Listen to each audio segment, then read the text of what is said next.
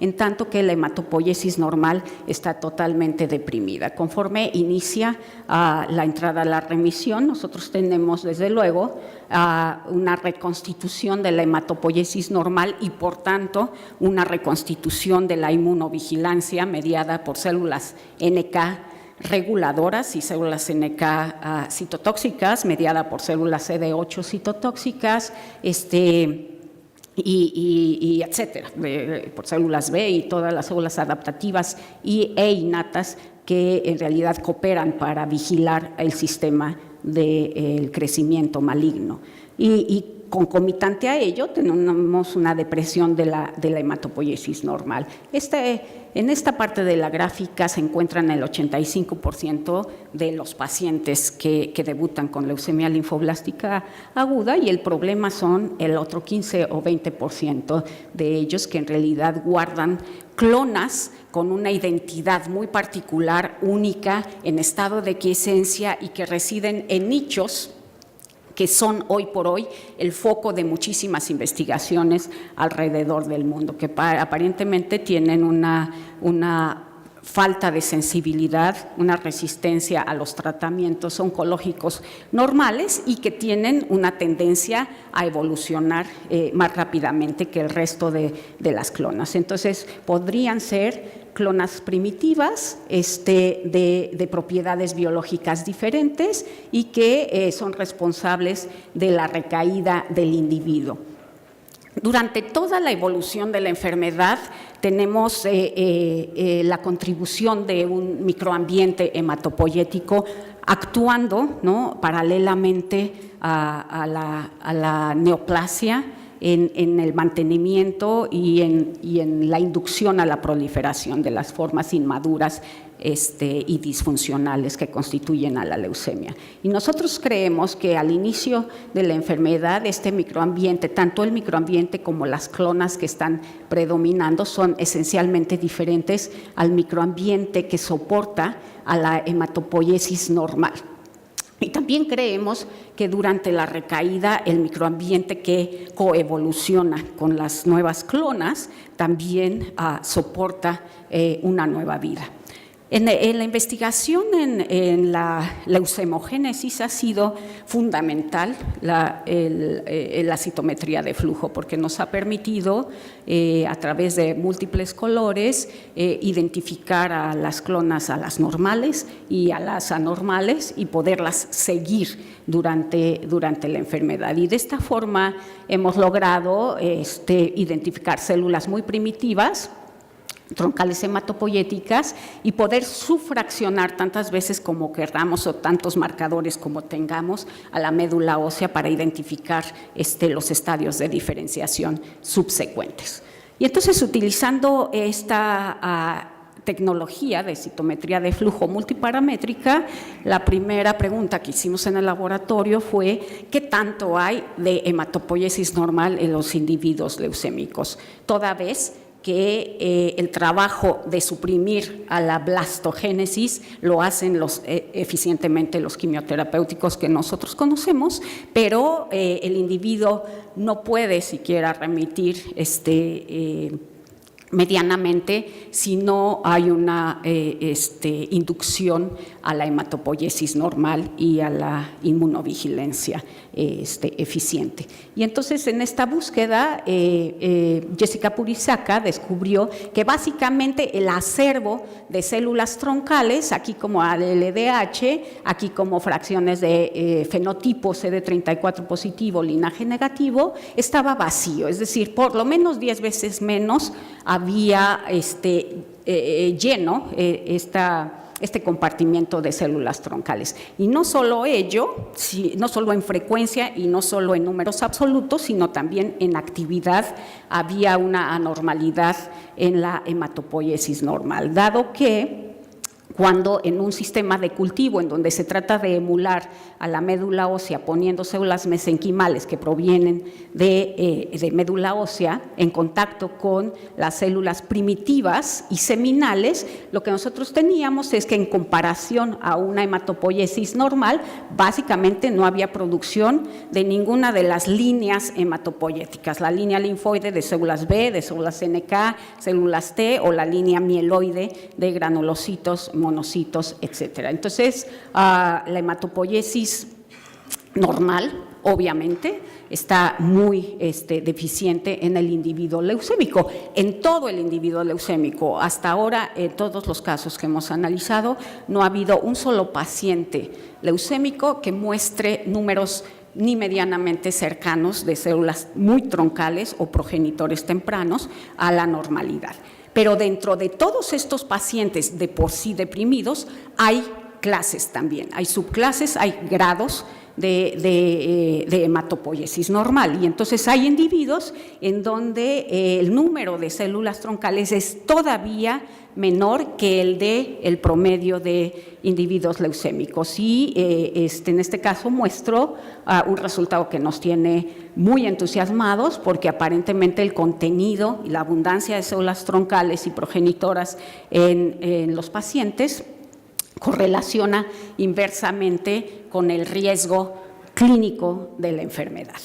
Y entramos en el sistema biológico más complejo del que tenemos conocimiento, que es el microambiente hematopoyético. Este microambiente está constituido por múltiples células, por múltiples moléculas y por múltiples interacciones y funciones. En este microambiente existe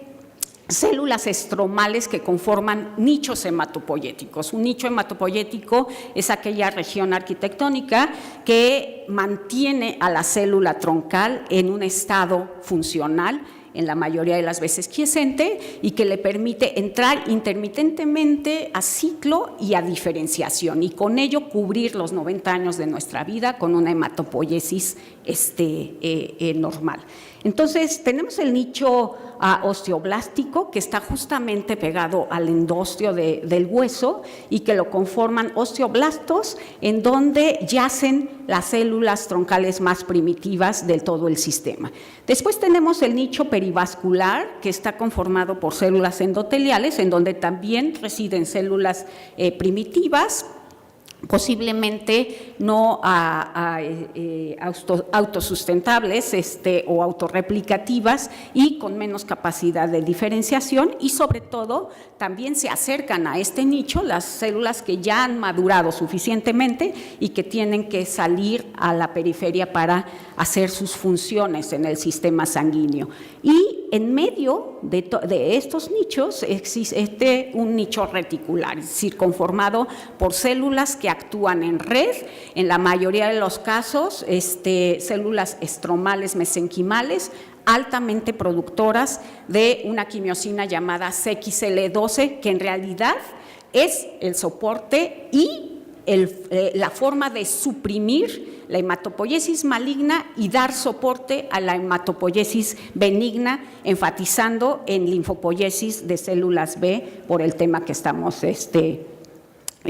hoy tratando. Haciendo una simplificación de este microambiente hematopoyético, tenemos aquí nuevamente al osteoblasto, tenemos las células endosteales y el nicho reticular con estas células altamente productoras de CXL12. La primera pregunta obvia es qué le sucede a esta arquitectura tan perfecta cuando se ve secuestrada por un número de células blásticas creciente en los individuos en donde no se controla la leucemia. Y con experimentos muy sencillos, Armando Vilchis lo que vio es que el sobrenadante que producen las células leucémicas está lleno de un contenido proinflamatorio, es decir, hay una serie de factores de crecimiento linfopoyético, mielopoyético y factores proinflamatorios como la interleucina 1 alfa, 1 beta, el factor de necrosis tumoral, etcétera,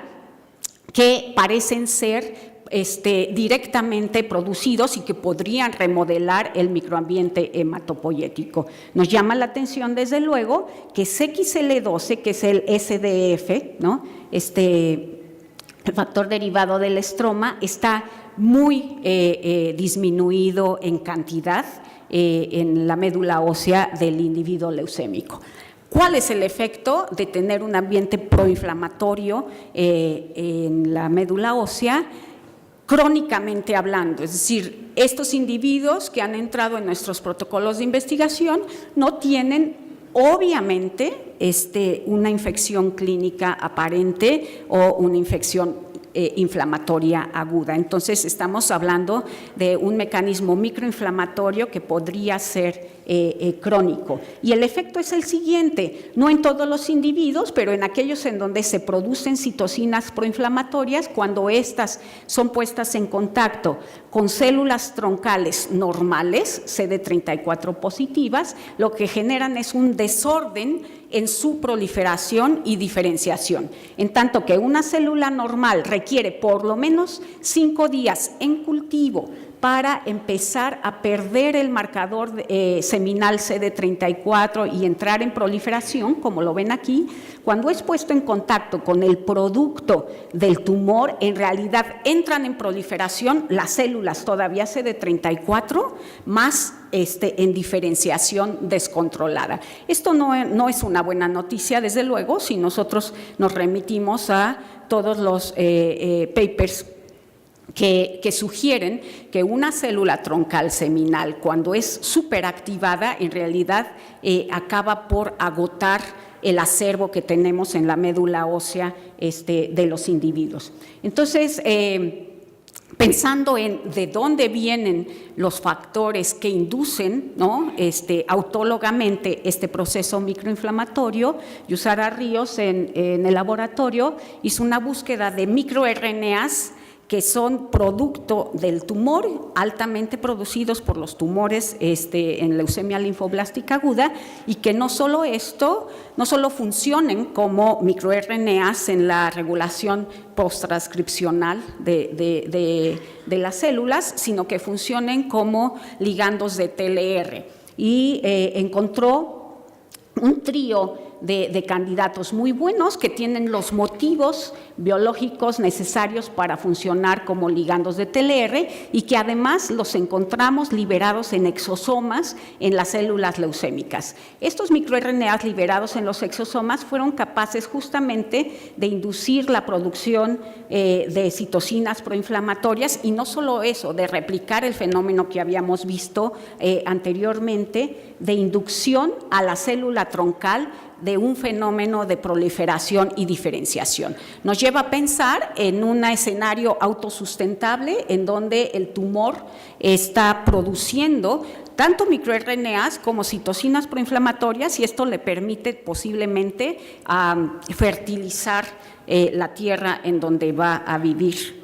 por los próximos días. Entonces tenemos el mismo modelo, pero ahora, aparte de las citocinas proinflamatorias, tenemos exosomas que contienen microRNAs y que inducen la producción de estas citocinas y posiblemente de un ambiente aberrante. Viendo la topología de la médula ósea leucémica, encontramos que las células troncales mesenquimales o estromales mesenquimales, en realidad sí son estromales mesenquimales, cumplen con todos los criterios para nombrarlas así, se diferencian a osteocitos, condrocitos, adipocitos, tienen el fenotipo que uno esperaría, etcétera, pero son diferentes a la normalidad en que promueven la linfopoiesis maligna, es decir, una célula seminal que es puesta a cultivar encima de un estroma que proviene del individuo leucémico tiene mucha más oportunidad para crecer. Y este estroma leucémico además produce también citocinas proinflamatorias per se, por sí solo. Entonces, ¿en dónde reside la normalidad o la capacidad de promover la leucemogénesis?